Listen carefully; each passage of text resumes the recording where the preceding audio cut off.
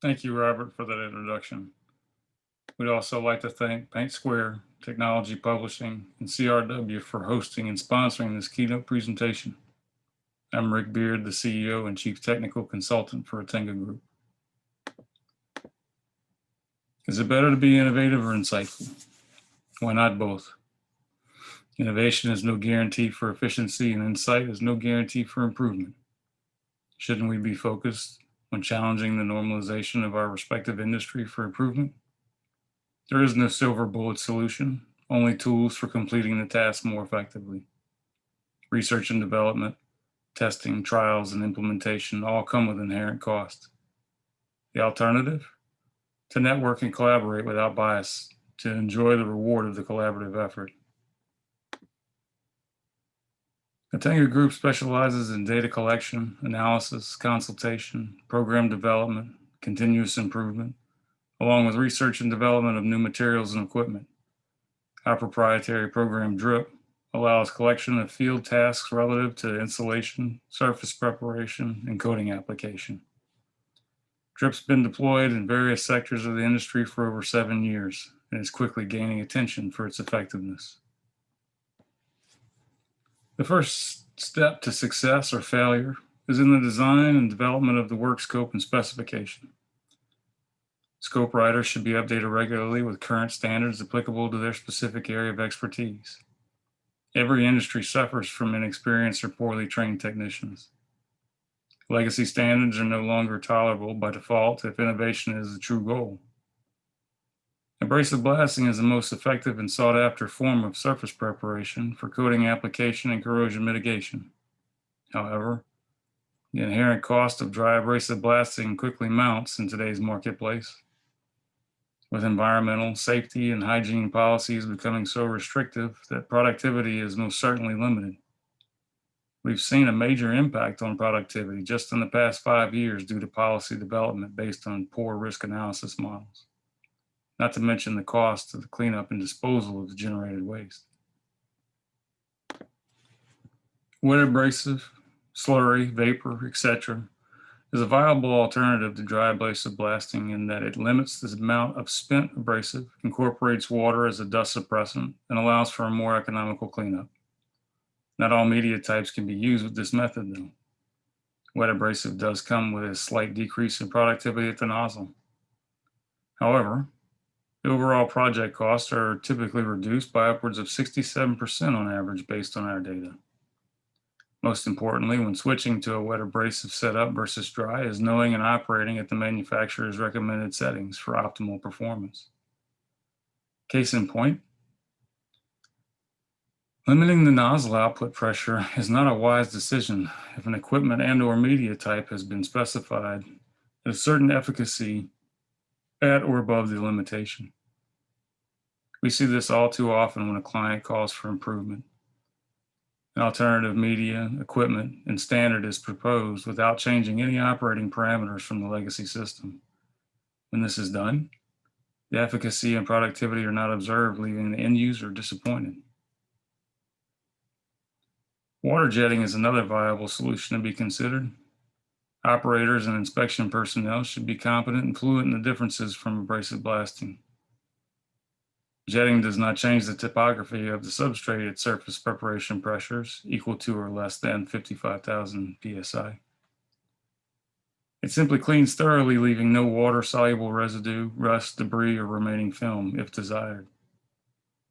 If applied properly, jetting is a very cost-effective solution to abrasive blasting. However, ergonomics in tight areas, equipment design, do not allow for difficult access such as congested pipe racks. Power and hand tool cleaning should be considered the last effort for surface preparation, even on smaller projects where the equipment spread is not economical. Both have their effectiveness and are useful for surface cleaning.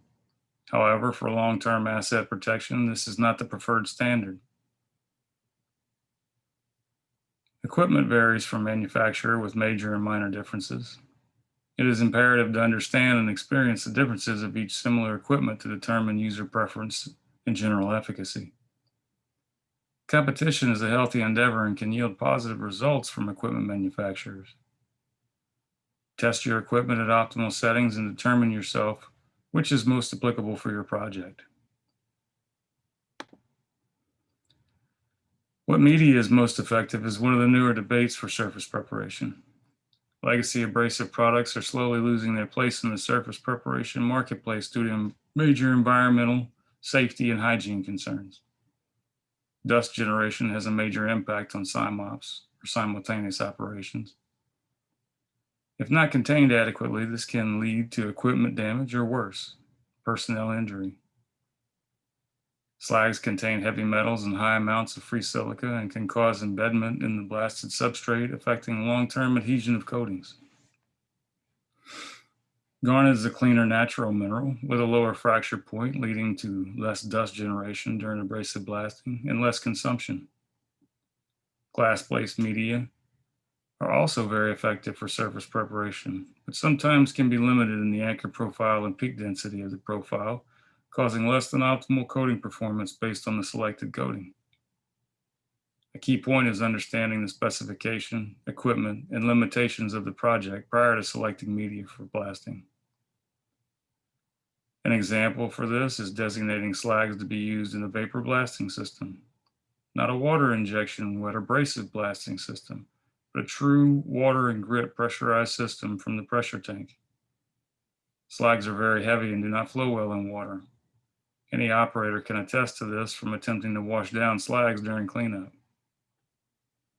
Training is also an important aspect of selecting an alternate media to legacy systems.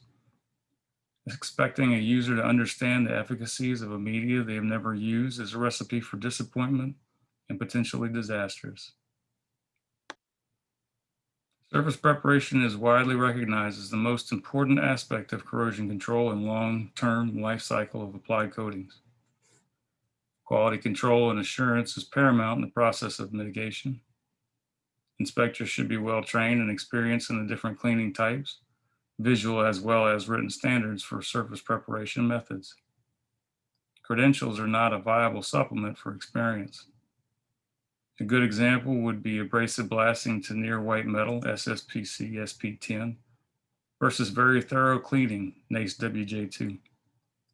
Since jetting does not change the topography of the substrate, existing corrosion under coating films can present shadowing and a visual reference that is unfamiliar to any inspector, causing for an erroneous failure in a reblast, or worse.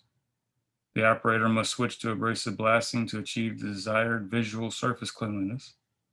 These delays in a project can quickly mount to an undesirable level of cost overruns.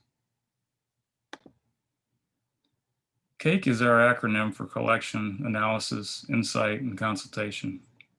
At Atenga Group, we provide proprietary applications to monitor in real time the tasks being conducted in the field for analysis. We engage with the contractor and end user to determine potential improvements and make proposals for increased productivity, prolonged life cycle, and cost reductions.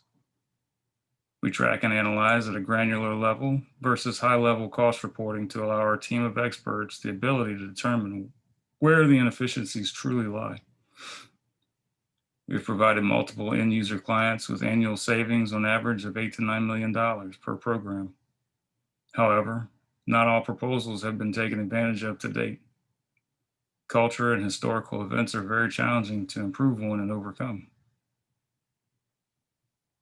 I've been blessed with the opportunity to work in various sectors of industry over my career and have encountered many invaluable people that are in my network. From scientists to blasters and painters, all have their contributions and should not be easily dismissed. I rely on my network for experience and expertise that my team and I do not have regarding certain materials, equipment, standards, practices, etc. Having access to such a robust and eclectic group of people is invaluable for our success. Experience is important, but not all individuals are open to this type of challenge.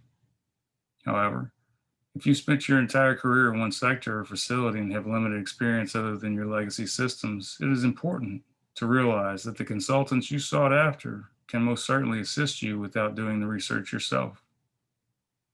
Innovation can only happen when it is accepted and allowed to succeed or fail on its own merit. Barriers are not economical for forward movement. To conclude, surface preparation is extremely important in mitigating corrosion and producing long-term asset health and integrity.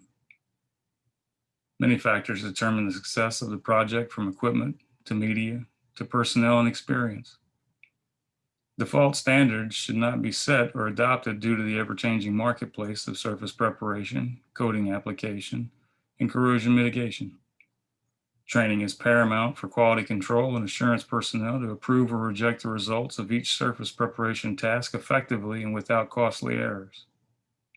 As standards change or get updated, so should quality control personnel be refreshed on the current practices. If you have questions on the most effective method, hire a consultant or ask a peer. The only dumb question is the one you never ask. Thank you for your time and attendance. We would also like to thank Paintsquare, Technology Publishing, and CRW for hosting and sponsoring this keynote presentation. I'd like to open the floor for questions at this time.